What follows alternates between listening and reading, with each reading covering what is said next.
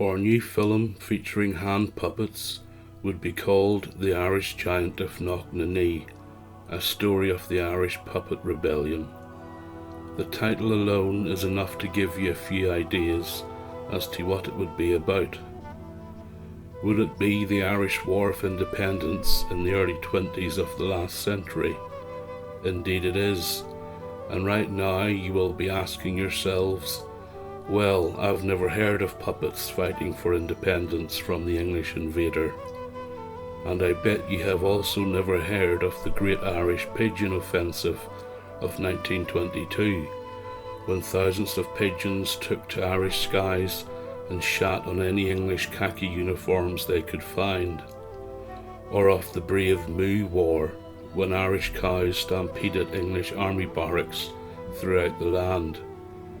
Or of the plucky Irish foxes who lured the English hunt and their hounds into a field with hedges too high to jump, and turned on their tormentors and gave them all a good nip on the arse.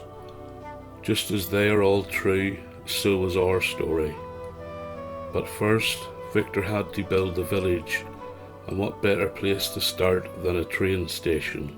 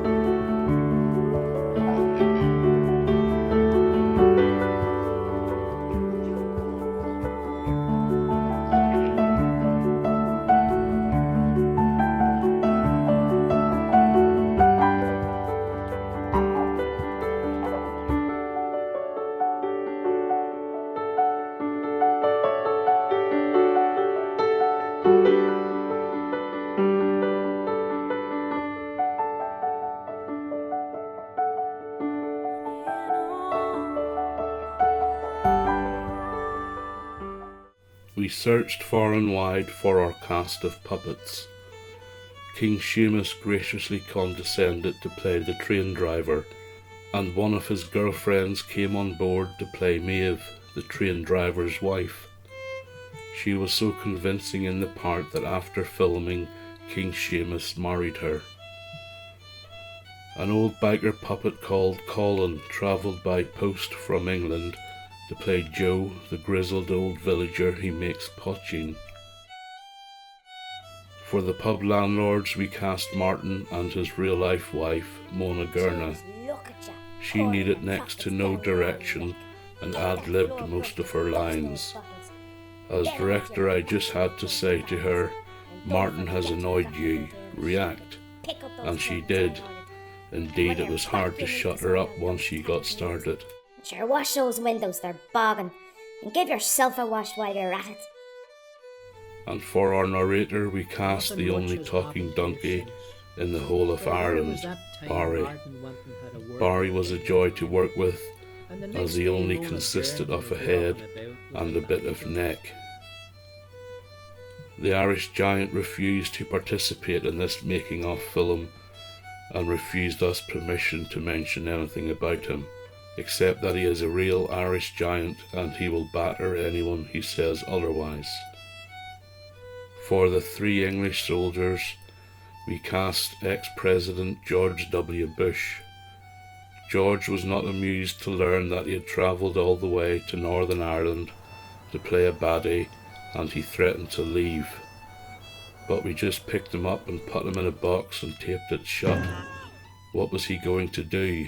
He's a hand puppet. Next to be cast was a puppet who showed up to the audition dressed as a chef. He refused to put on the soldier's uniform, so into the box he went. He saw sense after 5 minutes. And the 3rd soldier was a leather-clad puppet who refused to divulge anything about himself or his past. So we had to think, then threw him in the box. He cracked after 20 minutes and told us he was Kevin, an accountant from Bury St Edmunds. The plot of the film concerns a little Irish village in the early 1920s. It is Joe, busy at his potching still. He brings down the wrath of the English soldiers on his village. But that wrath doesn't last long, and those English swine soon regret ever setting foot in Knocknaknee. To tell you any more would spoil the film for you. The English soldiers featured in the film are a particular branch of the military known as the Black and Tans. They were mostly ex-World War I English soldiers recruited into the Royal Irish Constabulary as reinforcements during the Irish War of Independence. They quickly gained a reputation for police brutality and became notorious for reprisal attacks on civilians and civilian property, including extrajudicial killings, arson and looting. So they weren't someone you would want to invite home to tea with your parents. My wife Bet made the soldiers' uniforms. We were not wanting perfect replicas of them, but to give a flavour of how they looked. The reason these particular bunch of thugs got their nickname, the Black and Tans, was because of their uniform, a mix of British Army khaki and Royal Irish Constabulary dark green. Images of the RIC badges on their berets were found online, printed out on paper, cut out and then glued on. I did the same for the medal ribbons on the tunics. They are all British military circa World War I. I embellished one of the puppet's berets with a death's head button, and for the tunic buttons I found some with the death's head emblem. I felt it was suitable. For the villagers' outfits we brought them mostly off eBay. We found that sizes for 3 to 4 year olds fitted the puppets best. Martin's jumper was my daughter Sophie's, which a family friend had knitted for her. Mona Gurna and Maeve also wore old clothing donated by Sophie. You may have already noticed the green army truck in some of the photos and footage already shown. This was built by my dad, along with a field gun which plays an important role in the film.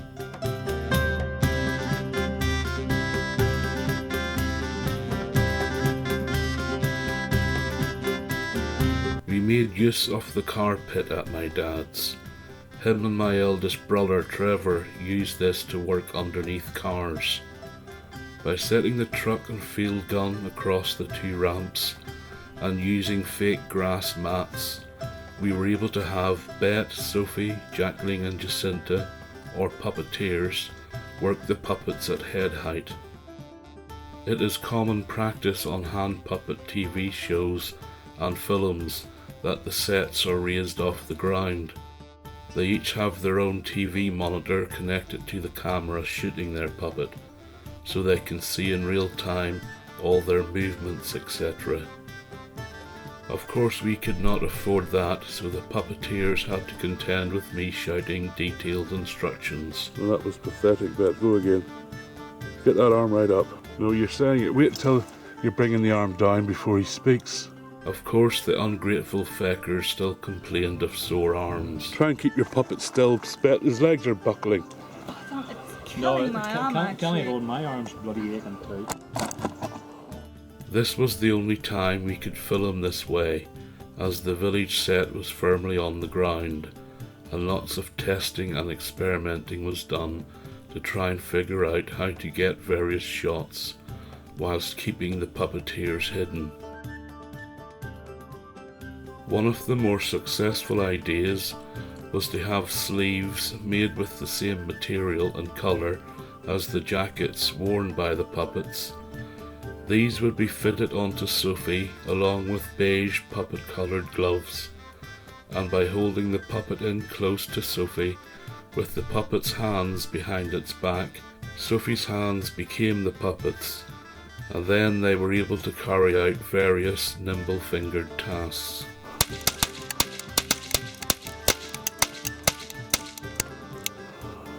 Alright, go.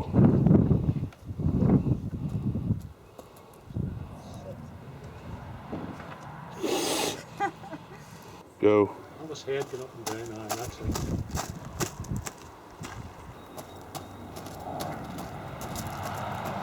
That's fucking stupid looking. Right, off you go.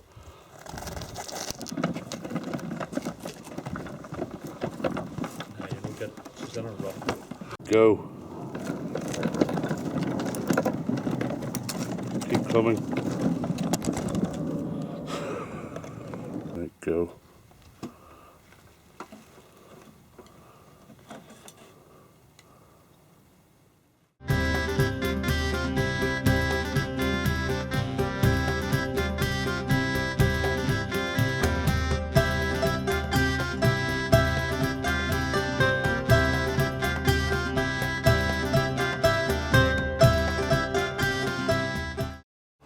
You in the back to lift those barrels. And don't forget you've got to go to Inn Shargy. Pick up those curtains I ordered. And when you're back you need to sort out those tatties nips. Alright, go. Lean out. Here's the explosion. And back in. Get that door shut. Go, Bet. Go, go, go, go. Brake, brake, brake, brake.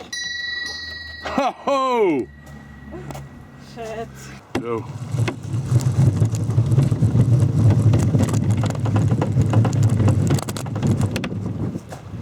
I want to do that again. Right, relax. We need to basically strap him to the fence. Yeah, nail him to the bloody fence.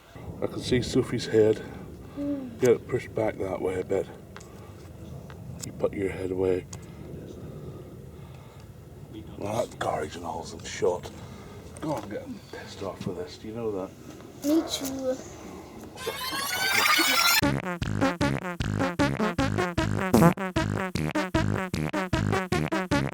Keep working, girls. Keep at it. It's called Dominic's Revenge. That's it, girls. Keep it up. You're nearly there. Nearly there. Cut.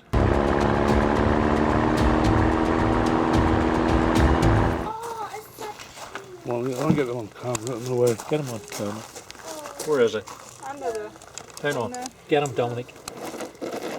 He's gonna move into the top now. He's Is there it- behind the bench. Careful. He's there behind the leg of the There he's bench. in there. Wee dormouse. Hey, pie. So small. Mickey Mouse. Oh, he doesn't like it. Not very nice grass, is it? He's off. One of the biggest scenes in the film was blowing up Joe's potching still by the black and tans. It really would have been a hassle to have to do it again if we messed it up. Right, drop him. Hat. Luckily all went well, and I added the finishing touches to the scene when editing it together a month or so later. Go on and get him up again, and the hat. Why not? You turned, there was a gust of wind that... And the hat. Here is the finished result.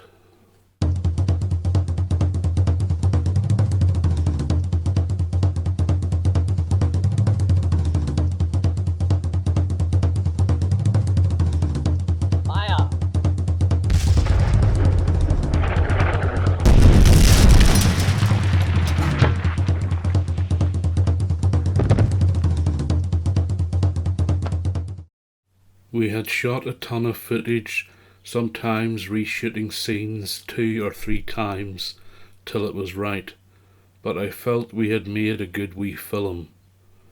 Why don't you have a look at it on YouTube?